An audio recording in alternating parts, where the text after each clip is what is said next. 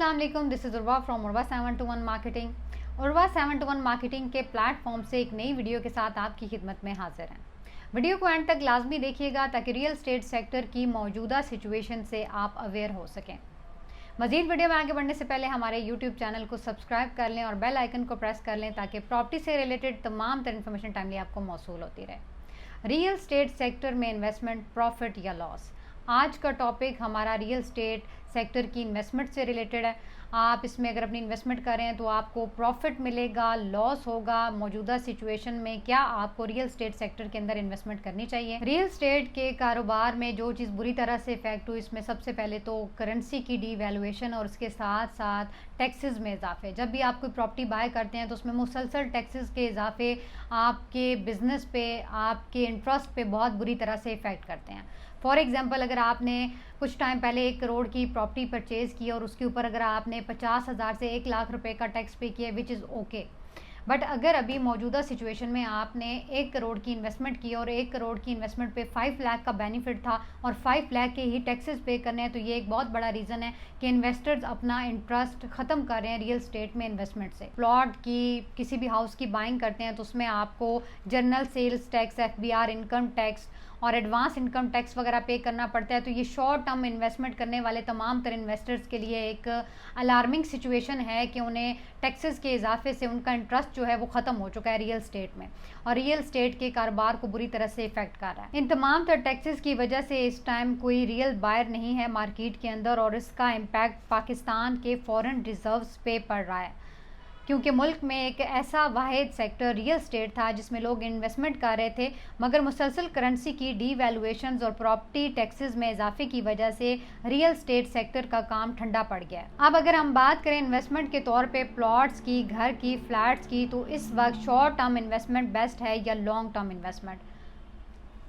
अगर आप मौजूदा सिचुएशंस में लॉन्ग टर्म इन्वेस्टमेंट करते हैं तो वो आपके लिए ज़्यादा बेनिफिशियल है अकॉर्डिंग टू मार्केट सिचुएशन। इस वक्त बिगड़ती हुई माशी सूरत हाल ने पाकिस्तान रियल एस्टेट को बुरी तरह से मुतासर किया है। पाकिस्तान रियल एस्टेट सेक्टर एक ऐसा वाहिद इदारा है जहाँ पे सभी अपनी इन्वेस्टमेंट करते थे। काफ़ी सारे ओवरसीज़ क्लाइंट ने अपनी इन्वेस्टमेंट्स की हुई थी। मौजूदा सिचुएशन में कोई भी अपनी इन्वेस्टमेंट इसलिए नहीं करना चाह रहा, एक तो करेंसी की डीवैल्यूएशन, सेकेंड इसके टैक्सेस में इजाफे और उसके साथ साथ पॉलिटिकल इंस्टेबिलिटी। जब तक ये सारी चीज़ें क्लियर नहीं हो जाती, मार्केट प्रॉपर स्टेबल नहीं हो जाती, काफ़ी सारे क्लाइंट्स को ये प्रॉब्लम फेस करनी पड़ेगी। उन्हें ये खदशात लगे रहेंगे कि मे बी अगर हम इस सिचुएशन में अपनी पेमेंट्स लगाते हैं तो शायद हम स्टक हो जाएंगे। यही एक रीज़न है जिसकी वजह से रियल एस्टेट सेक्टर के अंदर बाइंग और डिमांड्स में कमी देखने में आई है। रियल एस्टेट की बात करें तो ओवरऑल तमाम रियल एस्टेट सेक्टर पर ही इन चीज़ों का इफेक्ट है। ऐसा नहीं कि किसी एक सिंगल सोसाइटी को हम ब्लेम करें कि इस सोसाइटी के अंदर काफ़ी सारे चैनल्स पे बहुत सारी चीज़ें हमें देखने को मिलती हैं। सोसाइटीज़ को किसी को बढ़ा चढ़ा कर बयान किया जा रहा होता है, किसी के बारे में कहा जा रहा होता है कि ये प्रोजेक्ट ठीक नहीं है, इसमें इन्वेस्टमेंट करने की वजह से 5 ईयर से लोग स्टक हुए पड़े हैं।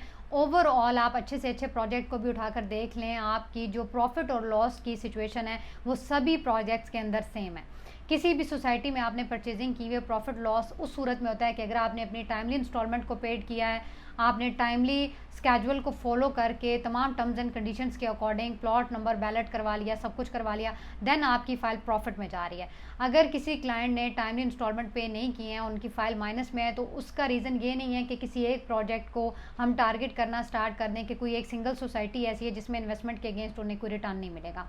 इस टाइम पाकिस्तान के अंदर ओवरऑल मार्केट डिस्टर्ब है, रियल एस्टेट सेक्टर डिस्टर्ब है। आप अच्छे से अच्छा, बड़े से बड़ा प्रोजेक्ट उठाकर देख लें, उसमें भी यही सिचुएशन आपको फेस करनी पड़ेगी।